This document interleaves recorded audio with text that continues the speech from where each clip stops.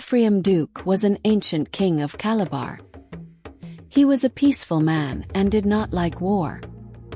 He had a wonderful drum, the property of which, when it was beaten, was always to provide plenty of good food and drink.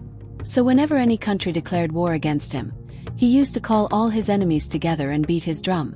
Then, to the surprise of everyone, instead of fighting, the people found tables spread with all sorts of dishes: fish, fufu, palm oil chop, soup, cooked yams and akros, and plenty of palm wine for everybody. In this way he kept all the country quiet, and sent his enemies away with full stomachs, and in a happy and contented frame of mind.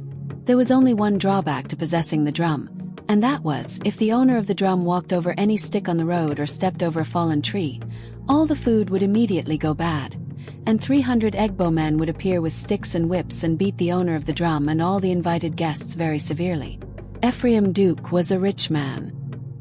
He had many farms and hundreds of slaves, a large store of kernels on the beach, and many puncheons of palm oil. He also had 50 wives and many children. The wives were all fine women and healthy. They were also good mothers, and all of them had plenty of children, which was good for the king's house. Every few months the king used to issue invitations to all his subjects to come to a big feast. Even the wild animals were invited. The elephants, hippopotami, leopards, bush cows, and antelopes used to come, for in those days there was no trouble, as they were friendly with man, and when they were at the feast they did not kill one another. All the people and the animals as well were envious of the king's drum and wanted to possess it, but the king would not part with it. One morning Ikwar Edem, one of the king's wives, took her little daughter down to the spring to wash her, as she was covered with yaws, which are bad sores all over the body. The tortoise happened to be up a palm tree just over the spring, cutting nuts for his midday meal, and while he was cutting, one of the nuts fell to the ground, just in front of the child. The little girl, seeing the good food, cried for it, and the mother, not knowing any better, picked up the palm nut and gave it to her daughter. Directly the tortoise saw this, he climbed down the tree, and asked the woman where his palm nut was. She replied that she had given it to her child to eat. Then the tortoise, who very much wanted the king's drum, thought he would make plenty palaver over this and force the king to give him the drum. So he said to the mother of the child, "I am a poor man, and I climbed the tree to get food for myself and my family. Then you took my palm nut and gave it to your child. I shall tell the whole matter to the king, and see what he has to say when he hears that one of his wives has stolen my food. For this, as everyone knows, is a very serious crime according to native custom." Ikwar Edem then said to the tortoise, "I saw your palm nut lying on the ground, and thinking it had fallen from the tree, I gave it to my little girl to eat, but I did not steal it. My husband the king is a rich man, and if you have any complaint to make against me or my child, I will take you before him." So when she had finished washing her daughter at the spring, she took the tortoise to her husband, and told him what had taken place. The king then asked the tortoise what he would accept as compensation for the loss of his palm nut, and offered him money, cloth, kernels or palm oil, all of which things the tortoise refused one after the other. The king then said to the tortoise, "What will you take? You may have anything you like." And the tortoise immediately pointed to the king's drum, and said that it was the only thing he wanted. In order to get rid of the tortoise, the king said, "Very well, take the drum," but he never told the tortoise about the bad things that would happen to him if he stepped over a fallen tree, or walked over a stick on the road. The tortoise was very glad at this, and carried the drum home in triumph to his wife, and said, "I am now a rich man, and shall do no more work. Whenever I want food, all I have to do is to beat this drum, and food will immediately be brought to me, and plenty to drink." His wife and children were very pleased when they heard this, and asked the tortoise to get food at once, as they were all hungry. This the tortoise was only too pleased to do, as he wished to show off his newly acquired wealth, and was also rather hungry himself. So he beat the drum in the same way as he had seen the king do when he wanted something to eat, and immediately plenty of food appeared, so they all sat down and made a great feast. The tortoise did this for 3 days, and everything went well. All his children got fat, and had as much as they could possibly eat. He was therefore very proud of his drum, and in order to display his riches he sent invitations to the king and all the people and animals to come to a feast.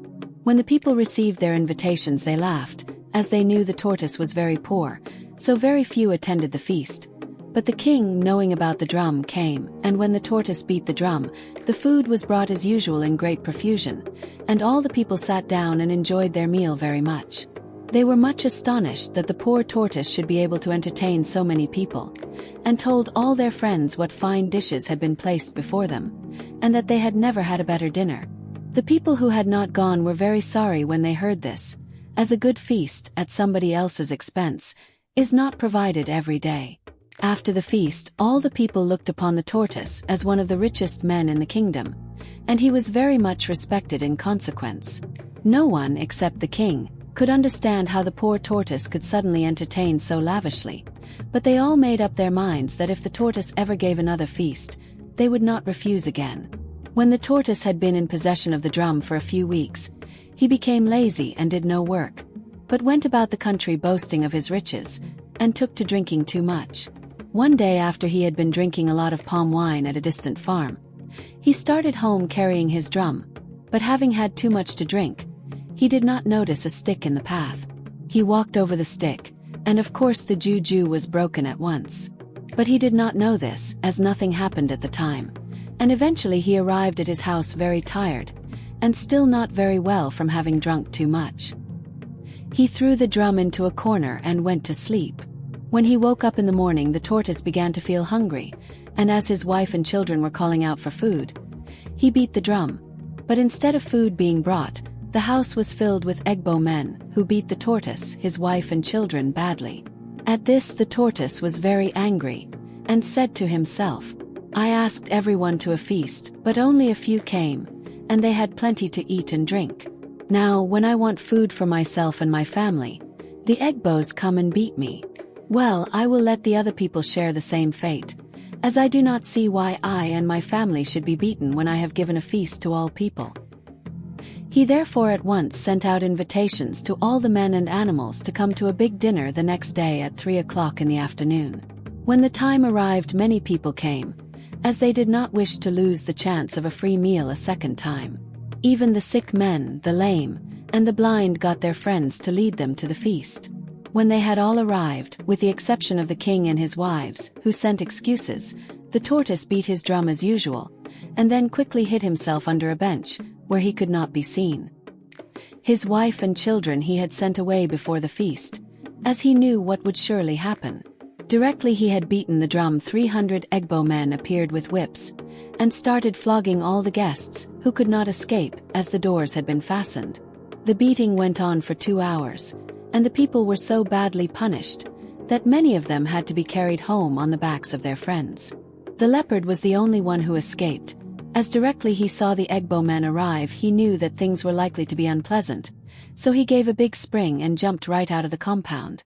When the tortoise was satisfied with the beating the people had received, he crept to the door and opened it. The people then ran away, and when the tortoise gave a certain tap on the drum, all the Egbo men vanished. The people who had been beaten were so angry, and made so much palaver with the tortoise, that he made up his mind to return the drum to the king the next day. So in the morning the tortoise went to the king and brought the drum with him. He told the king that he was not satisfied with the drum, and wished to exchange it for something else. He did not mind so much what the king gave him so long as he got full value for the drum, and he was quite willing to accept a certain number of slaves, or a few farms, or their equivalent in cloth or rods. The king, however, refused to do this, but as he was rather sorry for the tortoise, he said he would present him with a magic foo-foo tree, which would provide the tortoise and his family with food, provided he kept a certain condition. This the tortoise gladly consented to do. Now this foo-foo tree only bore fruit once a year, but every day it dropped foo-foo and soup on the ground. And the condition was that the owner should gather sufficient food for the day once, and not return again for more. The tortoise, when he had thanked the king for his generosity, went home to his wife and told her to bring her calabashes to the tree. She did so, and they gathered plenty of foo-foo and soup, quite sufficient for the whole family for that day, and went back to their house very happy. That night they all feasted and enjoyed themselves. But one of the sons, who was very greedy, thought to himself, "I wonder where my father gets all this good food from. I must ask him." So in the morning he said to his father, Tell me, where do you get all this foo-foo and soup from?" But his father refused to tell him, as his wife, who was a cunning woman, said, "If we let our children know the secret of the foo-foo tree, someday when they are hungry, after we have got our daily supply, one of them may go to the tree and gather more, which will break the juju." But the envious son, being determined to get plenty of food for himself, decided to track his father to the place where he obtained the food. This was rather difficult to do, as the tortoise always went out alone, and took the greatest care to prevent anyone following him. The boy, however, soon thought of a plan, and got a calabash with a long neck and a hole in the end. He filled the calabash with wood ashes, which he obtained from the fire, and then got a bag which his father always carried on his back when he went out to get food. In the bottom of the bag the boy then made a small hole, and inserted the calabash with the neck downwards, so that when his father walked to the foo-foo tree, he would leave a small trail of wood ashes behind him. Then when his father, having slung his bag over his back as usual, set out to get the daily supply of food, his greedy son followed the trail of the wood ashes, taking great care to hide himself and to let his father perceive that he was being followed. At last the tortoise arrived at the tree, and placed his calabashes on the ground and collected the food for the day, the boy watching him from a distance. When his father had finished and went home, the boy also returned, and having had a good meal, said nothing to his parents but went to bed. The next morning he got some of his brothers, and after his father had finished getting the daily supply, they went to the tree and collected much foo-foo and soup, and so broke the juju. At daylight the tortoise went to the tree as usual, but he could not find it, as during the night the whole bush had grown up, and the foo-foo tree was hidden from sight. There was nothing to be seen but a dense mass of prickly tai-tai palm. Then the tortoise at once knew that someone had broken the juju, and had gathered foo-foo from the tree twice in the same day. So he returned very sadly to his house and told his wife.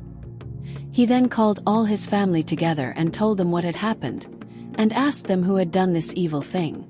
They all denied having had anything to do with the tree, so the tortoise in despair brought all his family to the place where the foo-foo tree had been, but which was now all prickly tai-tai palm, and said, "My dear wife and children, I have done all that I can for you, but you have broken my juju. You must therefore for the future live on the tai-tai palm."